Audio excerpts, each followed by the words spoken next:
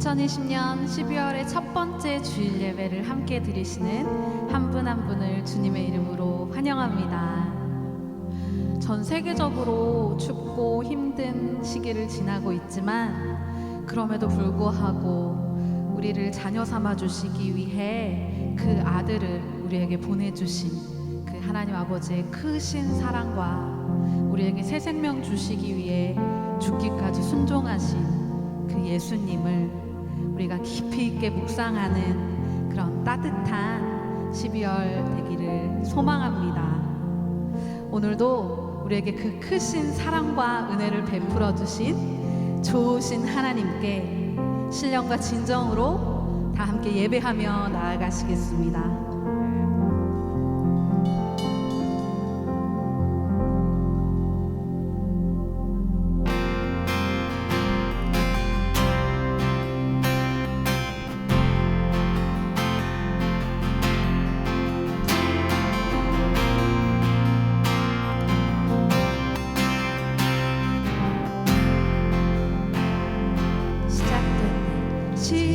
시작됐네. 우리 주님의 능력이 나의 삶을 다스리고 새롭게 하네. 자유하네.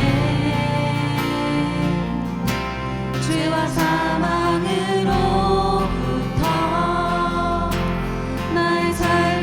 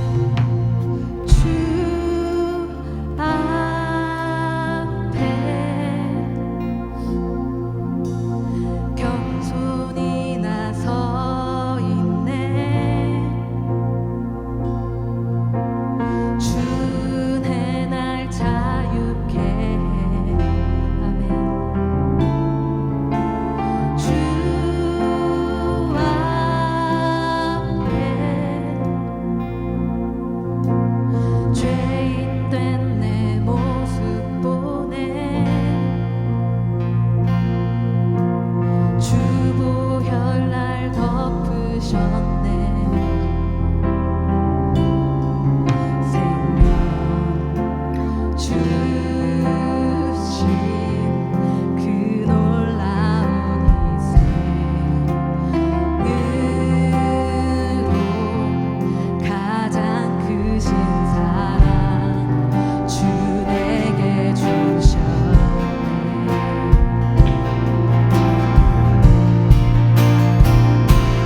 Singing majesty,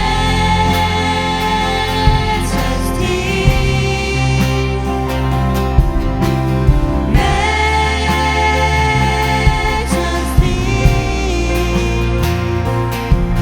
주 은혜의 손길 안에서 주의 능력으로 살아가리.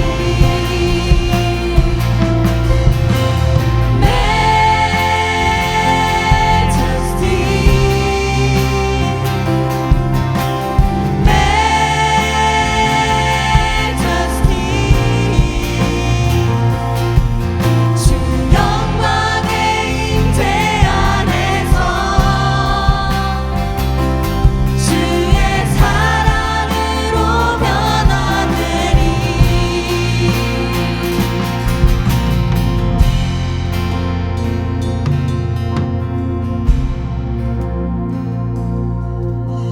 주 앞에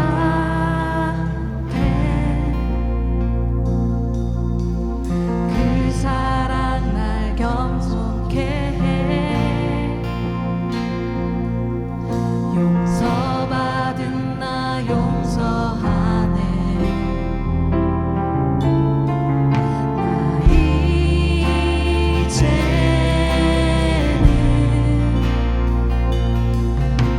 주 사랑 안에 있네. 안에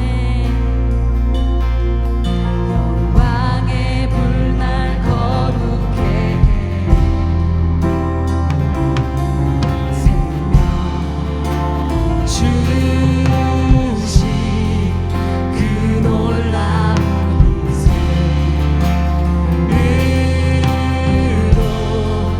가장 크신 사랑 주 내게 주셨네.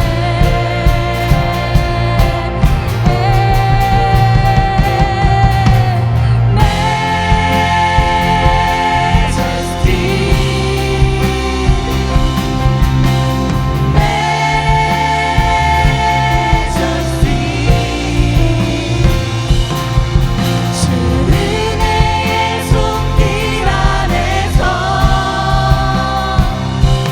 주의 능력으로 살아가리.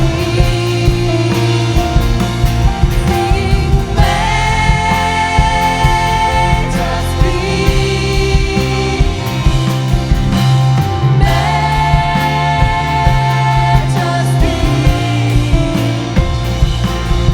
주 영광의 임재 안에서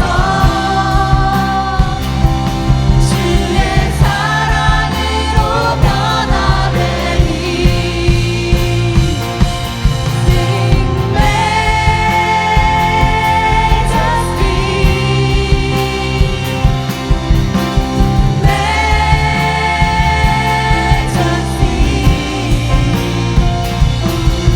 주 은혜의 손길 안에서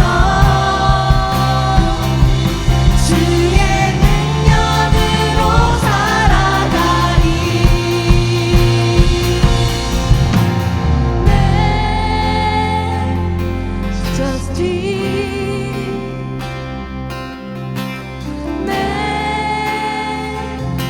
Majesty, 주 영광의 임재 안에서 주의 사랑으로 변화되리.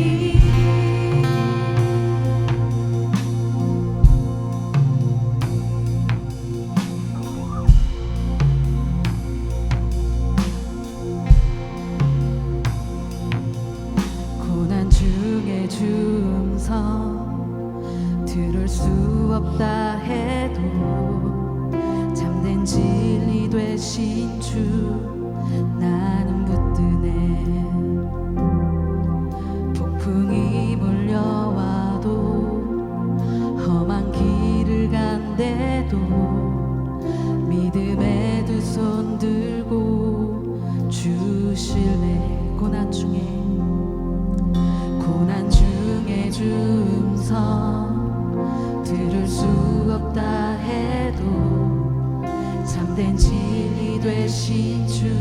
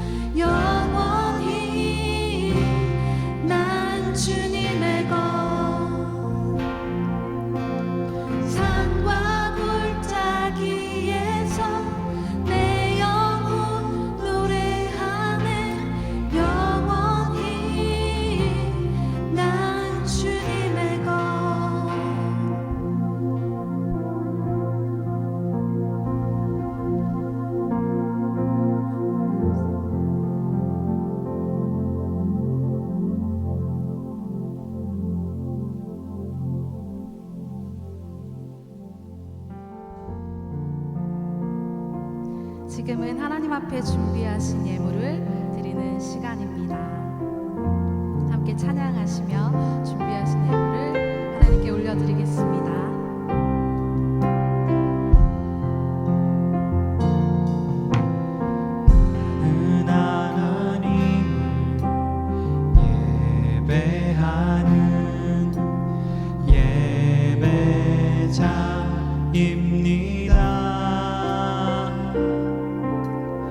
내가 서 있는 곳 어디서나 하나님을 예배합니다.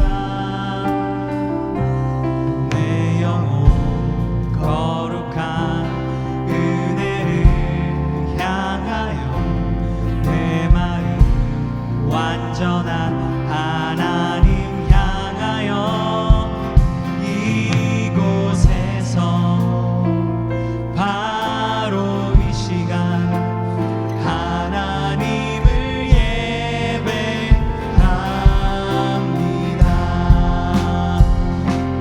내 영혼 거룩한 은혜를 향하여 내 마음 완전한 하나님 향하여 이곳에서 바로 이 시간 하나님을 예배합니다.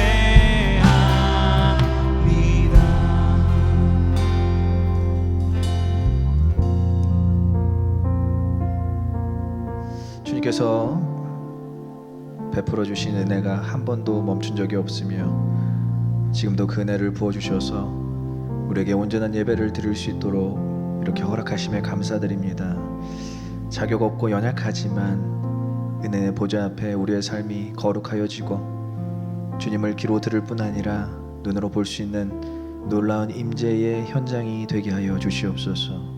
귀한 예물을 드리며 이 예배 가운데 나아가는 주의 백성들 기억하여 주시고 그들의 손으로 수고하여 얻은 이 땅의 소산으로 주님께 영광 돌릴 수 있는 그들의 삶이 되게 하여 주시옵소서. 어려운 시기에도 주님께 드리고자 자신의 전부인 두렙돈을 드린 과부처럼 정말 주님께 내어드립니다. 그들을 축복하여 주시고 하늘의 신령한 것으로 땅에 기름진 것으로 우리에게 다시 채워주실 주님 기대하며 하루하루 살아가는 우리 모두가 되게 하여 주시옵소서. 지금 이 예배의 시종을 주님께서 주관하여 주실 줄 믿사오며 이번 말씀 우리 주 예수 그리스도를 받들어 기도드리옵나이다. 아멘.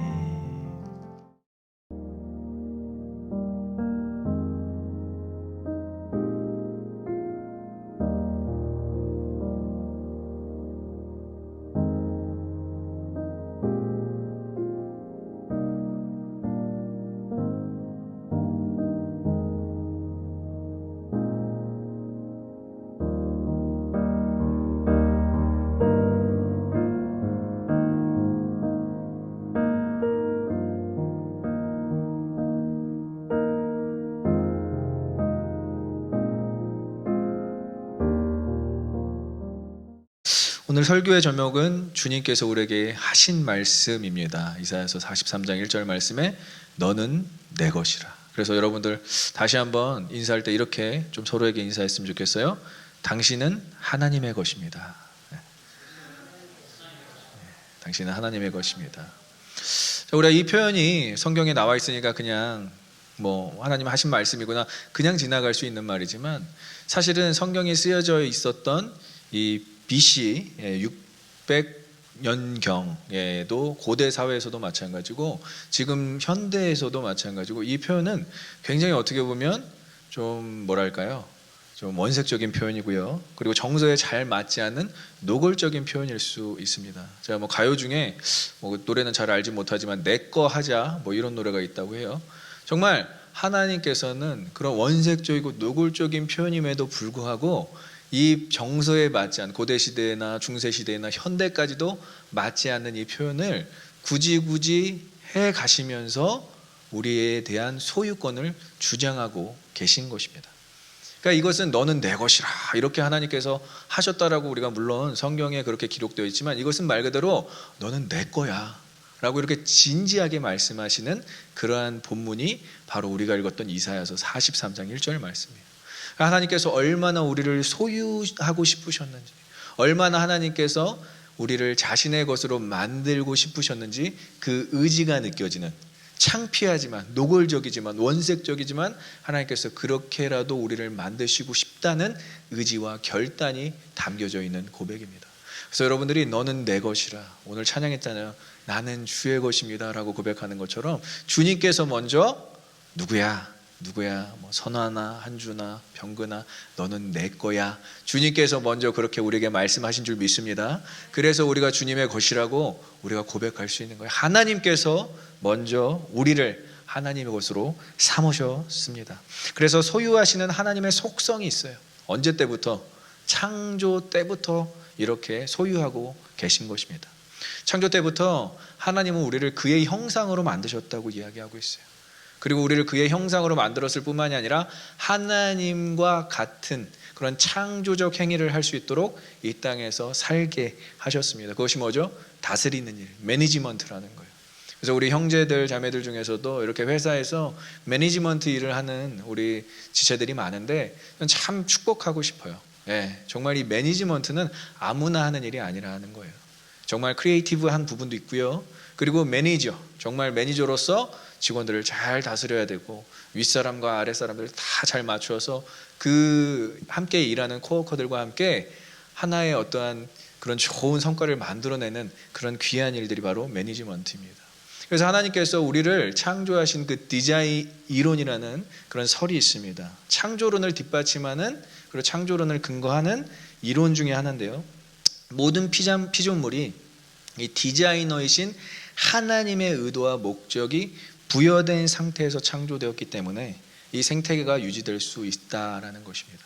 이것을 어디에서 얘기하냐면 로마서 8장에서 자세하게 이야기하고 있어요. 모든 피조물이 하나님의 아들들을 기다린다라는 표현을 쓰고 있어요. 왜? 회복되기 위해서, 변혁되기 위해서, 다시 창조의 모습으로 변화되기 위해서 모든 피조물이 그렇게 우리를 기다린다라고 이야기하고 있습니다. 그래서 하나님의 선은 다른 것이 아니라 우리가 먼저 하나님의 것으로 소유된 상태로 살아간다는 그런 자부심에서 시작되는 것입니다. 우리가 하나님께로 창조받았구나. 우리가 하나님께로부터 이 땅을 번역시키기 위해서 부르심을 받았구나. 그래서 만물을 잘 보존하고 번역해야 되면서요, 또 자신을 하나님이 기뻐하시는 산제사로 드리는 데까지 이르러야 하는 것이 우리가 주님의 소유됨을 인정하는 것입니다. 그래서 로마서 12장 1절에는 너희의 몸을 하나님이 기뻐하시는 거룩한 산제사로 드리라고 말씀하십니다. 믿으십니까? 우리가 하나님의 것이라면 하나님의 것으로 또 드릴 수 있어야 한다는 것이죠. 이러한 창조적 속성은 우리가 손해보는 일이 절대 아니라는 것입니다.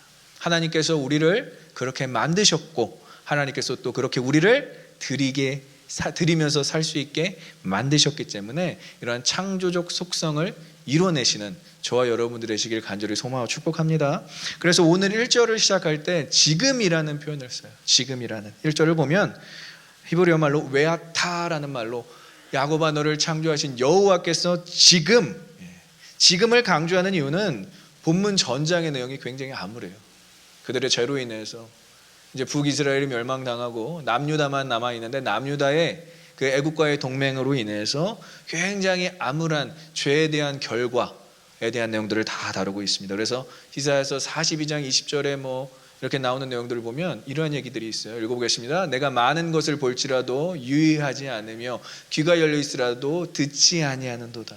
눈과 귀를 다 막고 하나님을 인정하지도 않고 하나님을 찾지도 않고 그냥 세상 풍파에 휩쓸려서 살아가는 그 인생들을 영적 무지함을 강조하고 있어요. 그래서 이거를 대조하면서 이야기하느니라 지금 웨아타라는 말로 시작을 하고 있는 것입니다. 하나님께서 너에게 지금 말씀하신다. 우리 하나님은 어떤 하나님이십니까? 과거에 얘기하신 하나님, 미래에 얘기하실 하나님이 아니라 지금 이 자리 가운데서 말씀하신 하나님이신 줄 믿습니다. 그래서 여러분들이 지금 말씀을 듣는 게 너무 중요해요. 우리의 삶 가운데서 하나님 주의 말씀은 언제 우리에게 다가옵니까? 이미 하나님께서 우리에게 말씀을 주셨어요. 성경이라는 놀라운 하나님의 말씀, 경전, 어떻게 보면 사모해야 하는 하나님의 말씀, 묵상할 수 있는 하나님의 말씀을 주셨어요. 그 말씀을 날마다 사모하는 것이 지금 말씀하시는 하나님을 만나는 놀라운 영적 비밀인 줄 믿습니다. 그래서 여러분들의 삶 가운데서 말씀을 그렇게 소중하게 여기는 자세가 필요하다라는 거예요. 그래서 북이스라엘에 주어진 포로 생활, 아수르라는 나라에게 이제 북이스라엘 멸망당해서 포로 생활이 시작되었습니다. BC 722년에. 그리고 남유다에게 주어질 포로 생활, 그렇죠. 바벨론으로부터, 신흥제국 바벨론으로부터 이제 곧 멸망당하게 될 그 이전에 쓰여진 메시지가 바로 오늘 본문의 말씀이라는 거예요. 그럼 시기적으로는 BC 690년경에 쓰여졌다라고 여러분들이 알고 계시면 돼요. 왜냐? 이제 605년부터 BC 605년부터는 바벨론에 의해서 1차 포로의 시작이 되기 때문입니다. 그래서 이렇게 하나님께서 그냥 지금 말씀하실 뿐만이 아니라 약속을 주셔야 돼요. 이제 너희들이 그러한 고난과 그러한 역경 가운데 있게 될 건데 어떠한 약속을 주시냐면 1절에 보니까 구속할 것이다. 너를 지으신 이가 말씀하시는데 너는 두려워하지 말라, 내가 너를 구속하였고, 과거형을 쓰지만 결국 과거에 구속하신 하나님이 또 현재에도 구속하실 것이고 미래에도 구속하실 거라는 그러한 희생을 통한 자신의 구원 의지가 담겨져 있는 단어가 바로 구속이라는 단어예요. 여러분, 이 구속이라는 단어 어원은 깔이라는 동사인데, 이 깔이라는 동사는 희생을 치러서, 보통 우리가 가족 아니면 희생을 잘 치르지 않잖아요. 근데 희생을 치러서라도 내가 내 친척이나 내 가족을 구원하겠다, 구속하겠다, 내 값을 지불해서라도 그 사람을, 죄의 값을 내가 대신 치르겠다라는 그러한 의지적 결단이 들어있는 단어예요. 법정 단어라고 표현할 수 있습니다. 근데 이 단어를 인간끼리, 가족끼리 쓰는 이 단어를 하나님께서 우리에게 쓰셨다고 오늘 말씀하고 계신 거예요. 그럼 무슨 뜻이냐? 이것은 하나님이 이러한 과감한 표현을 쓰셨다는 것은 그러한 하나님과의 우리와의 친밀한 관계를 의미하고 있어요. 내가 너와 관계 없는 게 아니라 난 너를 구속할 만큼 너와 관계가 있다라는 것, 그것을 하나님께서 직접 우리에게 전달하고 있고요. 그러한 의미에서 내가 정말 너희들끼리 친척끼리 서로 구속할 만큼 나도 너를 구속할 것이다 라는 의지적 표현이 담겨져 있는 것입니다. 그래서 이 하나님의 마음을 전달하고 있는 이사야는 이미 북이스라엘이 어떻게 멸망당하는 것을 봤어요. BC 722년에 정말 이 아수르라는 잔인 무도한 나라를 통해서 북이스라엘이 멸망당하는 걸 봤고요. 남유다는 그 멸망을 당하지 않기 위해서 애굽이라는 나라와 동맹을 갖는, 아주 하나님께서 원치 않는 그러한 일들을 또 보고 있습니다. 그러한 타락 가운데서 외치고 있는 이사야의 심정이 하나님의 마음처럼 안타까운 마음을 전달하고 있지만 결국은 하나님의 말씀은 너희를 위로한다라는 말이에요. 죄의 결과를 너희가 받겠지만, 물론 애국과의 동맹을 통해서, 아수르와의 어떤 그런 아수르의 침략을 통해서, 바벨론의 침략을 통해서 너희가 고난을 받겠지만 결국 하나님께서 너희를 구원하실 것이다 라는 메시지가 담겨 있는 것입니다. 그래서 오늘의 말씀은 여러분들이 잘 아시는 것처럼 좋아하는 말씀이잖아요. 어떻게 보면 좋아하는 말씀처럼 여러분들이 위로받기를 소망합니다. 하나님께서 우리를 고난 가운데 두셨지만 그 고난이 끝이 아님을 여러분들이 꼭 발견하셨으면 좋겠습니다. 그래서 이사야서 42장 25절 그 전 구절에서 이렇게 표현을 해요. 얼마나 마음이 강팍해졌는지, 백성들이 얼마나 하나님을 떠나 있었는지 이렇게 표현합니다. 한번 같이 읽어보겠습니다. 그러므로 여호와께서 맹렬한 진노와 전쟁의 위력을 이스라엘에게 쏟아부으심에 그 사방에서 불타오르나 깨닫지 못하며 몸이 타나 마음에 두지 아니하는도다. 사람이 얼마나 강팍하면 전쟁으로 인해서, 고난으로 인해서 자신의 몸이 타고 있음에도 불구하고 하나님께 마음을 두지 않는다고 이야기하고 있어요. 이거는 언제를 이야기하냐면 창세기 9장에서 노아가 방주를 만들 때랑 똑같은 상황인 거예요. 하나님께서 노아에게 방주를 만들라고 말씀하셨어요. 노아는 정말 오랜 시간 동안 방주를 만들었습니다. 어떻게 보면 그들은 홍수라는 개념 자체가 없었기 때문에 이 비가 와서 이 육지가 덮인다라는 걸 상상도 할 수 없었던 시기였어요. 근데 노아가 그렇게 방주를 다 만들고 비가 오기까지 기다리는데 비가 내리고 이 육지에 물이 차오르는데도 사람들은 그때까지도 마음을 돌이키지 않았다라고 성경에서 이야기하고 있습니다. 물에 잠기던 아니면 몸이 불에 타던 회개하지 않을 정도로 강팍해진 마음을 보여주고 있는 것입니다. 우리가 그렇다라는 게 아니에요. 여러분들은 적어도 어떠한 하나님의 심판의 메시지나 어떤 하나님께서 주시는 그 고난의 메시지가 우리의 삶 가운데서 반영되면 여러분들은 그래도 예배 자리 나와서 하나님께 회개하고 예배하잖아요. 그러니까 여러분들의 삶 가운데서 하나님께서 동행하시는 축복이 있는 줄 믿습니다. 그래서 하나님께서 성도들을 그렇게 지키시는데 여전히 우리가 살고 있는 세상 가운데 여전히 그 강박한 마음을 가지고 몸에 불이 타는데도 세상에 하나님께 마음을 두지 않는 그러한 사람들이 있다라는 거예요. 그러면 우리 이렇게 생각해야 돼요. 이 오늘 43장을 이사야가 선포하는 이유가 하나님의 심판은 환난 가운데서 하나님의 백성을 건지시기 위한 도구입니다. 믿으십니까? 하나님께서 고난을 허락하신 이유, 전 세계 가운데 고난을 허락하시고 환난을 허락하신 것은 하나님의 백성들을 부르시기 위해서, 하나님의 백성들을 구별하시기 위한 내용이라는 것이죠. 물과 불로 인한 재앙은 보이기라도 하잖아요. 요즘 어떻습니까? 코로나 바이러스는 보이지도 않아요. 보이지도 않는데 우리의 생명을 위협하고 있습니다. 혹자들은 이런 얘기를 해요. 성도가 가장 자신의 믿음을 시험할 수 있는 시기가 지금이래요. 가장. 여러분 교계 뉴스 잘 안 보시겠지만 지금 몇 퍼센트의 성도들이 지금 신앙을 포기하는 줄 아십니까? 온라인으로 예배에서 지쳤을 뿐만이 아니라 개인의 묵상과 개인의 기도가 평상시에 이루어지지 않았던 성도들은 지금 다 어떻게 보면 떨어져 나가고 있는 상황 가운데서 여러분들은 예배를 포기하지 않아야 될 줄 믿습니다. 하나님과의 관계를 포기하지 않았으면 좋겠어요. 우리가 신앙생활하는 데 있어서 더욱더 강한 믿음을 요구하는 시기가 바로 이 시기라면 여러분들 끝까지 여러분들의 믿음으로 승리하시길 간절히 소망하고 축복합니다. 그것이 하나님께서 여러분들에게 원하시는 것이라는 거예요. 이 어려운 시기 가운데 오히려 하나님께 칭찬받는 믿음으로 살아가시는 저와 여러분들 되시길 간절히 소망하고 축복합니다. 우리는 자신의 것으로 하나님께서 만드시기 위해서 얼마나 노력하시는지, 하나님께서 얼마나 노력하시는지를 먼저 경험을 해야 되는 사람이에요. 그렇잖아요. 우리가 먼저 나는 주님의 것입니다라고 고백하기 전에 하나님께서 얼마나 우리를 자신의 것으로 만들기 위해 노력하셨는지, 일하시는지 그 하나님을 먼저 발견해야 합니다. 오늘 본문이 바로 그것을 소개해주고 있어요. 하나님은 어떠한 노력을 하셨습니까? 우리가 정말 궁금해할 때 하나님 오늘 말씀을 통해서 우리에게 가르쳐 주십니다. 첫째, 하나님의 노력은 따라해볼까요? 하나님은 우리를 지키신다. 믿으십니까? He protects us. 2절에 보면 물과 불 가운데서 지키신다라고 이야기하고 있어요. 이스라엘 자손들이 가나안 땅으로 들어갈 때 홍해를 경험했어요. 불타는 광야를 경험했어요. 그리고 또 한 번 요단강을 건너는 것을 경험했습니다. 그러니까 이 물을 지나는 것을 2번 경험하고요, 불같은 광야를 1번 경험했어요. 이것을 다 연상케 하는 표현으로 하나님의 백성이 겪게 될 혹독한 고난, 겪고 있는 혹독한 고난을 상징하고 있습니다.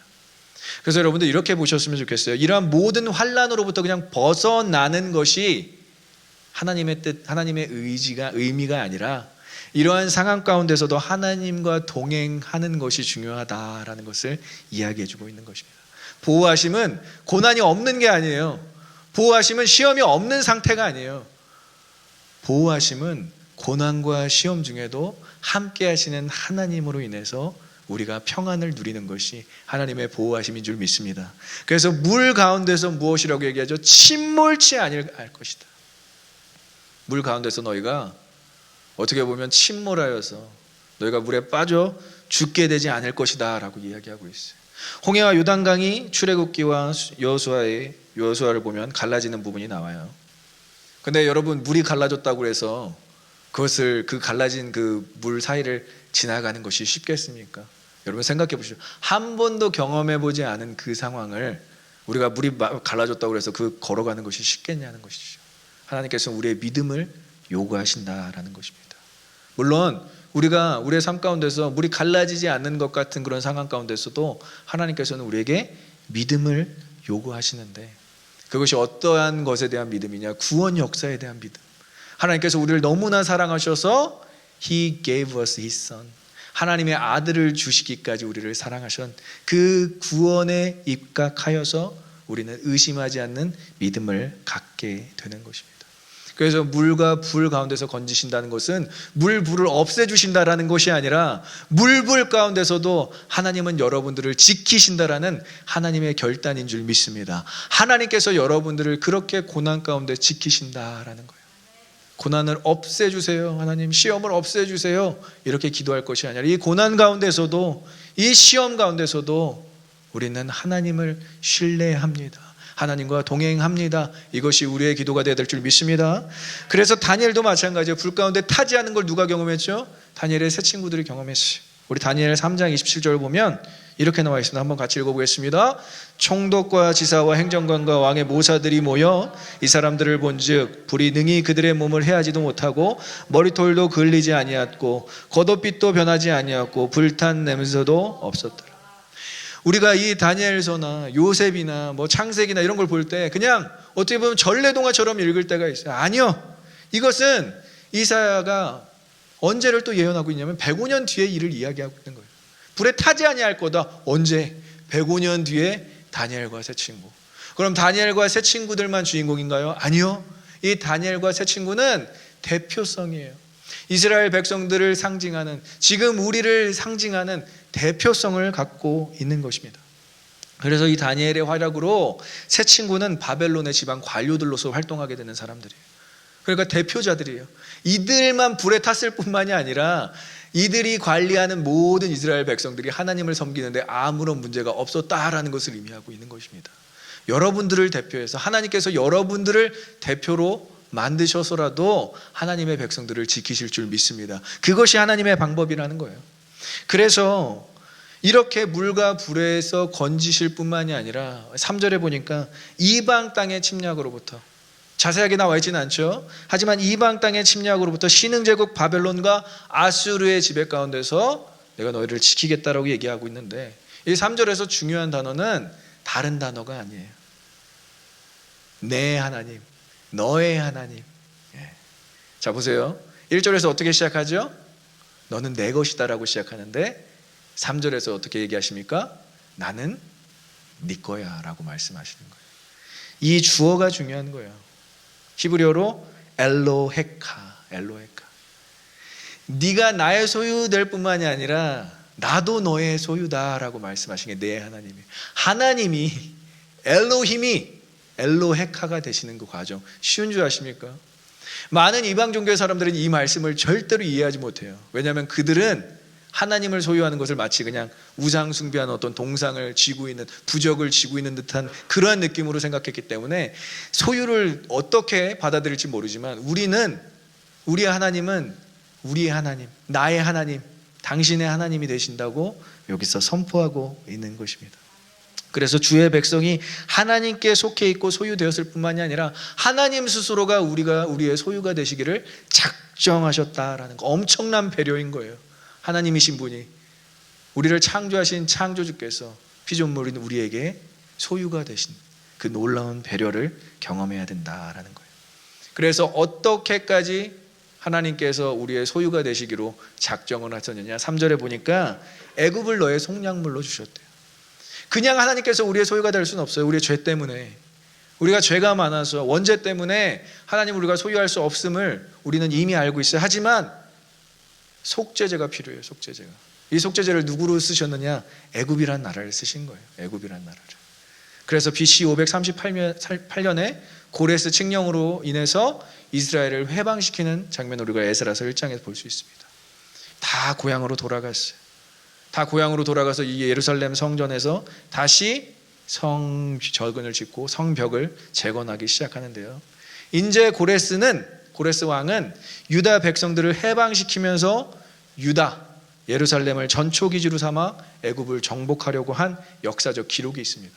그런데 고레스 당대 때는 이루어지지 않았지만 그 왕위를 물려받은 페르시아 왕 캄비세스의 시대에 이 일이 이루어지고 있어요. 그러니까 이 이사야가 지금 예언하는 모든 것들이 다 이루어지는데, 어디까지 하나님께서 우리에게 주셨느냐? 애굽이란 나라를 속죄제로 드릴 정도로, 애굽이라는 나라를 제물로 드릴 정도로까지 하나님께서 계획하시고 이들을 보호하셨다라는 거예요. 죄를 씻기 위해서 속죄 의식으로 애굽을 정복한 사건이 구스라는 이름과 스바라는 이름이 등장하고 있는데, 이 모든 단어가 애굽을 상징하는 동격인 단어인 것입니다. 그래서 이사야가 선지자로 있었던 BC 8세기경에 애굽은 이미 구스에게 넘어갔고, 이 스바와 구스는 서로 부자지간이므로 애굽의 멸망이 회복되지 못할 것이라는 것을 3절에서 의미하고 있는 거예요.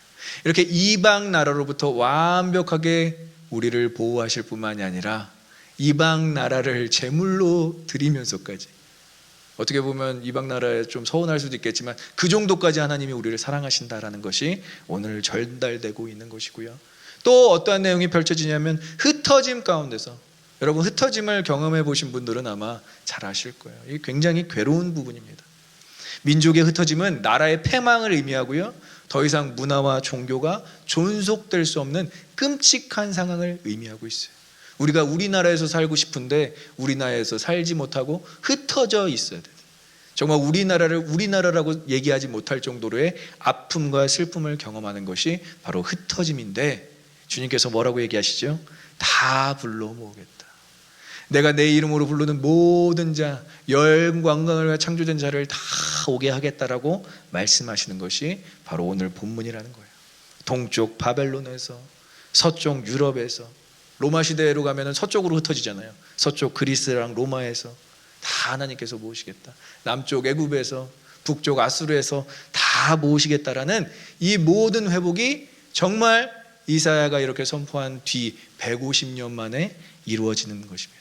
그래서 에스라서 1장 3절을 보면 이 회복을 의미하는 고레스 왕 칙령이 우리에게 전달되어지고 있습니다. 한번 같이 보겠습니다. 이스라엘의 하나님은 참신이라. 너희 중에 그의 백성 된 자는 다 유다 예루살렘으로 올라가서 이스라엘의 하나님 여호와의 성전을 건축하라. 그는 예루살렘에 계신 하나님이시니라. 믿으십니까? 하나님께서 우리를 회복하시는데 이렇게까지 회복하신다라는 거예요. 우리를 소유 삼고 싶으셔서 이러한 노력을 하신다라는 거예요. 근데 여러분들 한 가지 알 것은 북쪽, 서쪽, 남쪽, 동쪽에서 다 모으게 하시는 표현, 물론 포로 생활이 끝나고 모이는 표현도 되겠지만 동서남북이라는 표현은 예수 그리스도께서 재림하실 때 하나님의 천사들을 우리의 가운데 보내셔서 그의 택하신 자들을 사방에서 모으신다는 영적 의미로 주어지고 있는 것입니다. 믿으십니까? 그래서 마태복음 24장 31절에 이러한 표현이 있어요. 어떻게 하나님께서, 예수님께서 재림하실 때 모으시는지 같이 읽어보겠습니다. 그가 큰 나팔 소리와 함께 천사들을 보내시리니 그들이 그의 택하신 자들을 하늘 이 끝에서 저 끝까지 사방에서 모으리라. 믿으십니까? 하나님께서 여러분들을 찾으시는데, 예수님께서 재림하실 때, 예수님께서 우리에게 다시 오실 때 하나님께서 하늘 이 끝에서 저 끝까지 모든 만국에서 다 나의 백성들을 모으겠다. 이 정도까지 하나님께서는 소유권을 주장하시며 우리를 지키신다라는 것이죠. 둘째, 하나님의 노력 따라해볼까요? 하나님은 우리를 부르신다. He calls us. 어떻게 부르시는지 한번 볼까요? 1절에서는 지명하여 부른 자들이라고 얘기하고 있어요. 1절에서 지명하여 불렀다. 창조되기 전부터 선택하고 부르신 하나님의 섭리가 드러나고 있는 거예요. 여러분들, 우리가 예수 믿기 시작한 것이 물론 고등학교 때, 중학교 때라고 생각할 수 있겠지만 하나님께서는 여러분들 태어나기 전부터 하나님께서 여러분들을 선택하신 줄 믿습니다. 그것이 어디에 드러나고 있냐면 에베소서 1장 4절과 5절에서 이렇게 표현되어지고 있어요. 함께 읽어보겠습니다. 곧 창세전에 그리스도 안에서 우리를 택하사 우리로 사랑 안에서 그 앞에 거룩하고 힘이 없게 하시려고 그 기쁘신 뜻대로 우리를 예정하사 예수 그리스도로 말미암아 자기의 아들들이 되게 하셨는지. 딸들이 서운할 수 있으니까 딸들이 되게 하셨어요. 언제부터요? 창세 전부터. 창세 전부터 여러분들은 하나님께 선택받으신 줄 믿습니다. 그렇기 때문에 우리를 부르시는 것 자체가 하나님의 노력이라는 거예요. 우리의 선택이 아니에요. 하나님의 선택이기에 더욱더 우리가 신뢰할 수 있는 거예요. 왜냐? 그분은 신실하시기 때문에, 그리고 그분은 영원하시기 때문에. 그 영원하시고 신실하신 하나님께서 우리를 불렀다? 이것 자체가 얼마나 우리에게는 힘이 되는 부분입니까? 그리고 4절에서 이렇게 또 우리를 부르십니다. 어떻게 부르시는지 한번 같이 읽어보도록 할게요. 우리 본문 4절 시작. 내가 내 눈에 보배롭고 내가 너를 사랑하신즉 내가 내 대신에 사람들을 내어주며 백성들이 내 생명을 대신하리라. 얼마나 우리를 보배롭게 부르셨는지. 이 보배롭다라는 말은 야카르라는 단어인데요, 가치가 있다는 의미예요. 무엇을 바꿔서라도 내 백성은 다른 백성과 바꿔서라도 내가 소유하겠다라는 비교할 수 없는 자격 조건을 이야기하고 있어요. 그리고 존귀하다라는 뜻은 사실 하나님께 적용되는 단어예요. 카바드라는 단어인데 히브리어 말로 무겁다라는 거예요. 예배 때 쓰는 말이에요. 카보드, 영광이라고 하는데 이 카바드라는 단어는 무겁다라는 의미가 있는데 하나님께서 우리를 영광스럽게 맞이해 주신대. 하나님께서 우리를 영광스럽게 생각하신대. 하나님을 우리가 영광스럽게 생각할 뿐만 아니라 우리도 하나님께서 영광스럽게 생각해 주신다라는 상호 보완적인 의미를 다루고 있는 것입니다. 하나님께 우리가 영광 돌린다고 하잖아요.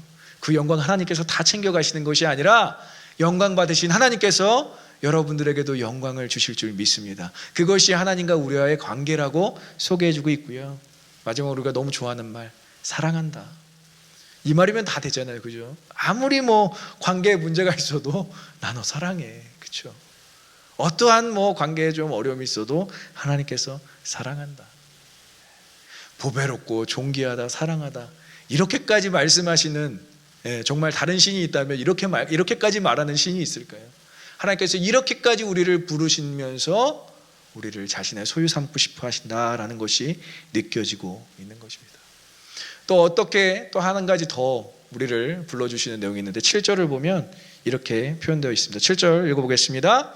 내 이름으로 불러주는 모든 자 곧 내가 내 영광을 위하여 창조된 자를 오게 하라. 내가 지었고 내가 만들은 내 이름의 영광을 위해 창조된 자들, 내 이름의 영광을 위하여. BC 538년 이스라엘 백성들을 해방시켜서 고향으로 돌아오게 했던 그 모든 역사를 넘어서 이제 하나님은 어떠한 영광을 받으실 것이냐, 예수 그리스도를 통해서 완전한 영광, 영원한 나라를 우리에게 상속으로 주셨다. 하나님이 택하신 백성과 하나님의 독점적이고 특별한 관계를 의미하는 것이 바로 내 이름으로 그들로 하여금 영광을 받을 것이다 라는 이야기인 것입니다. 그래서 이스라엘은 스스로 존재하는 것이 아니라 그 자신이 하나님께 영광을 돌리며 그들 자신을 통해서 다른 열방이 하나님께 영광을 돌리게 하는 존재로 살아야 한다는 것입니다. 여러분들이 하나님께로부터 영광을 받는다면 그 영광은 누구를 위한 것이라고요? 하나님을 위한 것. 그러니까 하나님도 우리에게 영광을 주시고 우리도 하나님께 영광을 돌리고 다시 하나님께서 우리에게 영광을 주시고, 그것이 왜 반복이 되느냐? 하나님께서 여러분들이 이 땅 가운데서 드러내기 위하심인 줄 믿습니다. 그 영광을 받는 자들이 어떻게 살아가는지에 대해서 에베소서 1장 5절에서 이렇게 이야기하고 있어요. 같이 읽어보겠습니다. 이는 그의 사랑하시는 자 우리에게 거저 주시는 바 그 은혜의 영광을 찬미하게 하려는 것이라. 믿으십니까? 우리가 이 영광을 받고 여러분들이 찬양하잖아요. 하나님의 찬양하는 것이 그 하나님의 놀라운 은혜에 반응하는 거예요. 그러니까 그 영광을 받고 그 은혜의 영광을 받고 누리시는 것이 뭐라고요? 찬양하는 것인 줄 믿습니다. 그러니까 찬양은 우리가 하나님의 관계를 인정하는 당연한 반응인 거예요. 이것이 우리가 반드시 구원받아야 될 필연적인 이유인 것입니다. 따라해볼 거예요. 그가 불렀고 그가 창조했고 그가 영광을 받을 것이다. 너무나 단순한 진리인 거예요. 우리는 그분으로 인해 창조를 받았고요, 그분으로 인해 불러짐을 받았고요, 그리고 그분께 영광을 돌리는 삶을 살게 될 것입니다. 무슨 존재로? 하나님의 소유로, 하나님의 것으로. 자, 셋째, 하나님의 것으로 만드시기 위한 노력, 중요한 건데요. 따라해 볼게요. 하나님은 우리를 아신다. He knows us. 저는 이게 참 좋아요.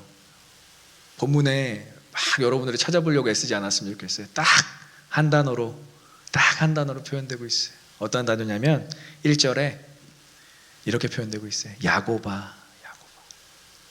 야고바는 아직 믿음을 갖기 전 제이콥, 그죠? 야복강 나루토에서 씨름을 하기 전 그 상태를 부르는 거예요. 하나님을 온전히 신뢰하기 전의 이름이에요. 야곱의 이름이 이스라엘로 바뀌잖아요. 근데 그 전의 이름을 부르고 있어요. 야곱의 원색적인 이름, 도적질하고 형 에서의 축복을 빼앗고 계속 거짓말로 자신의 재산을 불리는 그러한 안 좋은 이름. 성경에서는 이 이름을 지렁이 같은 야곱이라고 하고요, 순종하지 않는 고집스러운 이름이라고 이야기합니다. 근데 주님께서는 이 이름을 부르셔요. 하나님께서는 이 이름을 기억하고 계세요. 이 말은 무슨 말이냐면, 내가 너를 특별해서 부른 게 아니라, 네가 믿음이 있어서 부른 게 아니라, 네가 신앙생활 할 것 같아서 부른 게 아니라, 나는 너를 야곱 때 불렀어. 나는 너를 야곱 때부터 알고 있었다라는 표현이에요. 우리는 숨고 싶고, 우리는 표현하고 싶지 않고, 우리는 그것을 드러내고 싶지 않아 하지만 에서의 발목을 잡고 태어날 때부터 하나님께서는 알고 계셨다. 누구를? 야곱을. 이것이 똑같이 우리에게도 적용되는 거예요. 하나님께서 우리의 이름을 부를 때 성도 충만아, 목사 충만아 이렇게 부르는 것이 아니라 그냥 충만아, 너 자체를 부르신다라는 거예요. 그러니까 야곱아라고 부르는 것은 우리의 가장 낮고 가장 초라하고 가장 볼품없는 그 자리 가운데서 우리를 부르시는 거예요. 그것이 He knows us. 이 한마디로 이스라엘 백성들은 화르르 무너지는 거예요. 우리는 마치 자격이 있고 지금은 괜찮은 사람이어서 하나님이 선택하고 하나님의 것으로 만들었다고 생각하지만, 우리는 자격 없다라는 것을 우리가 인정하잖아요. Unconditional love, 무조건적인 사랑. 하나님 왜 날 사랑하세요? 라고 물을 때 하나님께서 이유를 대시나요? 너니까, 야곱 너니까 사랑하잖아 라고 이야기하는 거예요. 우리가 버리고 싶은 이름, 원색적인 이름, 생각하고 싶지도 않은 우리 과거까지도 들추시는 게 아니라, 그때 나는 이미 너를 내 것으로 만들었어 라는 하나님의 의지적인 표현인 것입니다. 왜 이렇게 선택하셔서 물과 불, 코로나 가운데서도 지키시고 보호하시냐고 되물어 본다면 답은 딱 하나. 아까 제가 얘기했죠. 사랑하니까, 보배로우니까, 존귀하니까 너를 그렇게 지킬 수밖에 없음을 하나님께서 오늘 말씀하고 계시는 것입니다. 야곱아 부르시는 그때부터 한 번도 그의 사랑을 포기한 적이 없다고 말씀하시는 하나님을 오늘 우리도 경험하길 간절히 소망합니다. 저는 이 말씀을 보면서 돌아가신 할머니가 생각났어요. 돌아가신 할머니가 제가 20살이 돼서까지, 제가 한 28살에 돌아가셨는데, 제가 20대 중반에 이르기까지 저를 계속 강아지라고 부르죠. 강아지. 눈에 넣어도 아프지 않을 강아지. 누가 저를 강아지라고 부른다면 기분이 굉장히 나쁘겠지만 할머니가 저를 강아지라고 부르셨어요.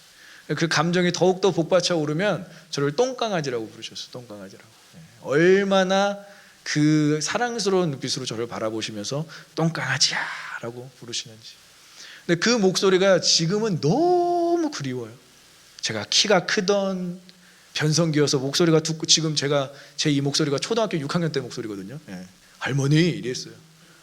그래도 할머니는 똥강아지야, 강아지야 안아주시고, 제가 목사 안수를 받아서 목사가 되든 그냥 할머니 눈에는 강아지, 똥강아지인 거예요. 할머니가 그랬듯이 우리 하나님도 마찬가지라는 거예요. 여러분들이 취직을 잘 되든 공부를 잘하든 아니면 교회 생활을 정말 최선을 다해서, 아니면 지금은 또 섬기지 못하든 이런 거 중요하지 않고, 창조 전부터 야곱아, 창조 전부터 누구야 라고 우리를 사랑하시고 선택하시고 부르신 그 하나님을 기억할 때, 이 고난 가운데서도 우리가 붙잡고 동행해야 될 분이 누굽니까? 우리를 정말 잘 아시는 하나님, 그 하나님이신 줄 믿습니다. 오늘 하나님은 우리를 가장 처음에 우리의 모습과 우리의 이름을 기억하세요. 많은 사람들이 계명도 하고 다른 인생 살아보려고 노력도 하잖아요. 제2의 자아라고 하면서 부캐도 만들고 아니요.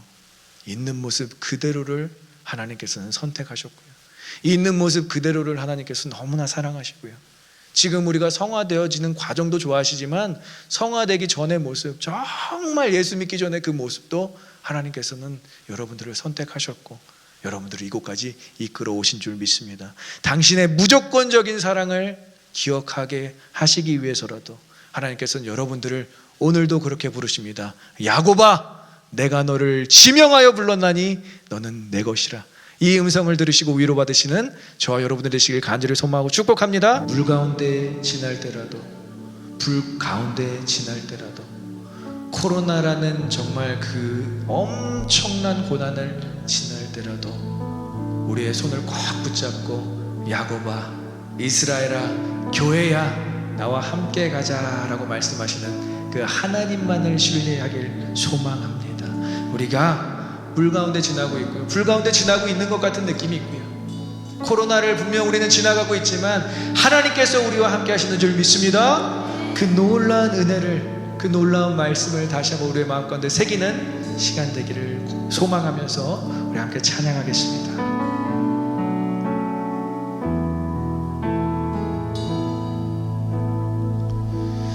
물 가운데 지날 때에도 침몰치 않으며 불 가운데 행할 때에도 너를 삼지 못하게 하시리. 너를 지명하여 부르신 하나님 큰 사랑, 너를 구속하여 살리신 하나님 내게 말씀하시네.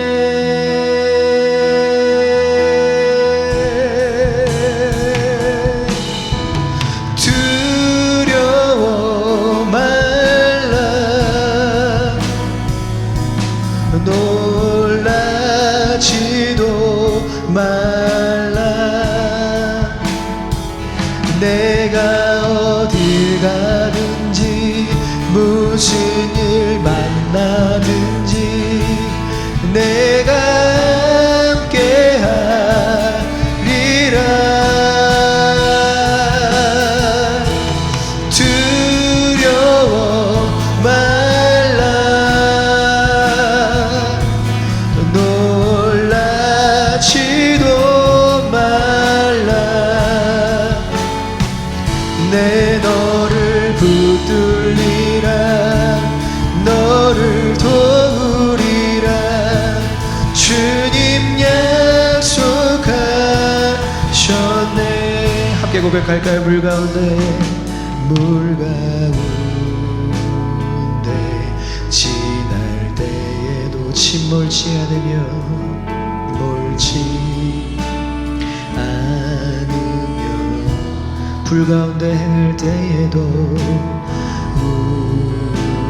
가운데 행할 때에도 너를 삼지 못하게 하시니.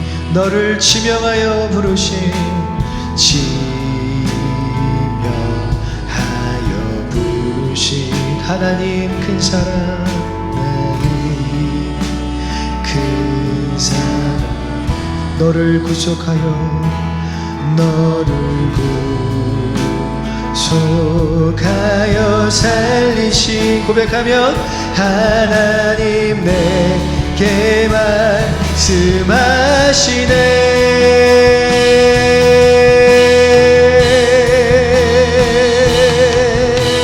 두려워 말라, 놀라지도 말라. 내가 어딜 가든지 무슨 일 만나든지 내가 함께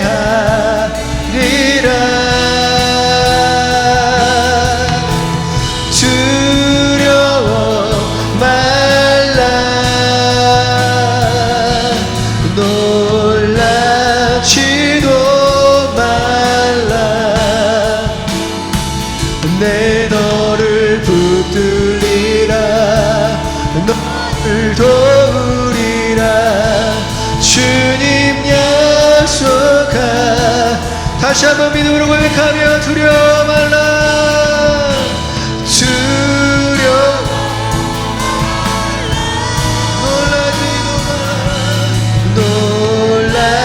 놀라지도 말라 내가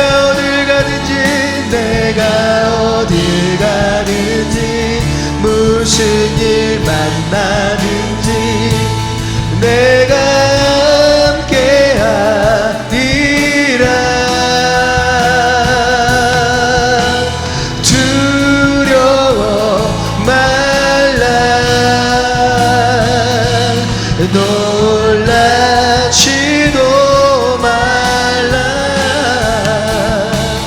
내 너를 붙들리라 너를 도우리라 주님 약속 다시 한번 고백하며 주님의 음성을 듣길 소망합니다 두려워 말라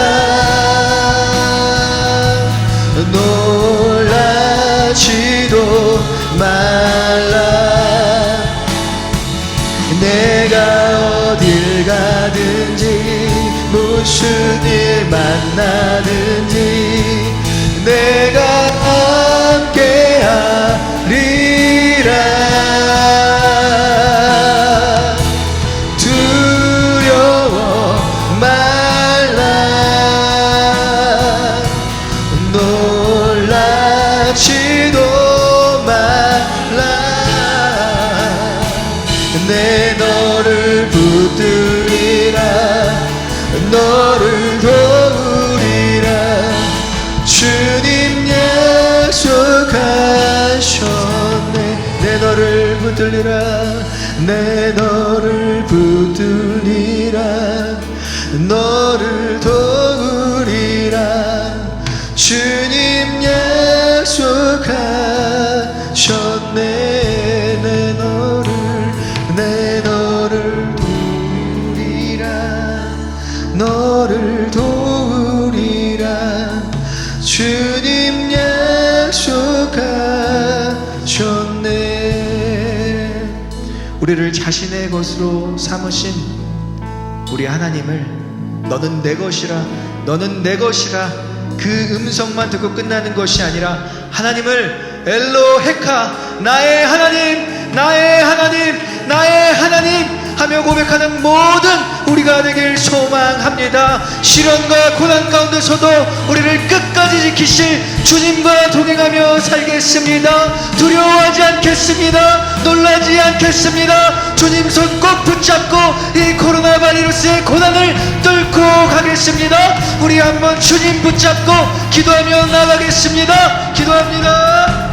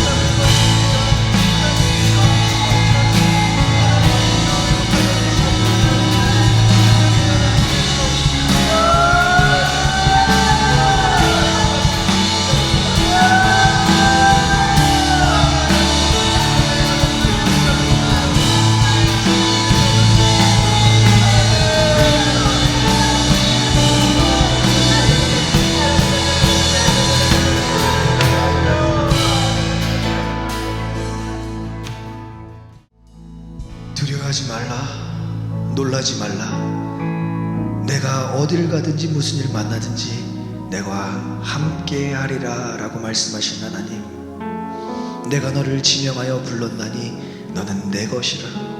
너는 보배롭고 존귀하며 내가 사랑하는 자이기 때문에 내가 너를 포기하지 않을 것이다 라고 말씀하신 하나님, 우리가 그 하나님의 음성을 듣기 위해서 우리 야곱의 자리로 내려갑니다.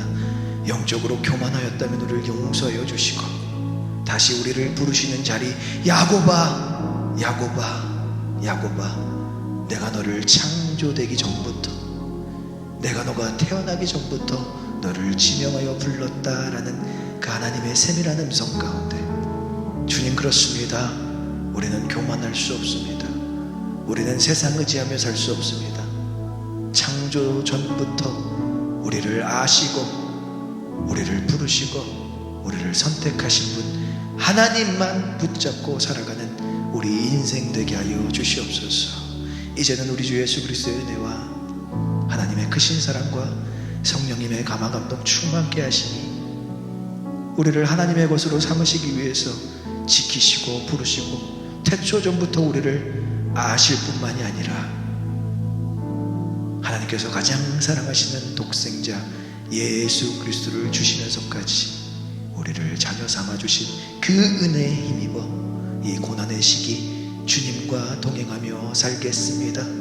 주님과 한 걸음 한 걸음 나아가며 이 고난의 때를 헤쳐가겠습니다. 결단하며 고백하며 나아가는 모든 오버플로잉 교회 성도들 머리 위에, 그리고 위 온라인 예배를 함께 드리며 같은 결단을 품고 나아가는 모든 주의 백성들 가운데 이제로부터 영원히 함께 하시기를 간절히 축원하옵나이다. 아멘.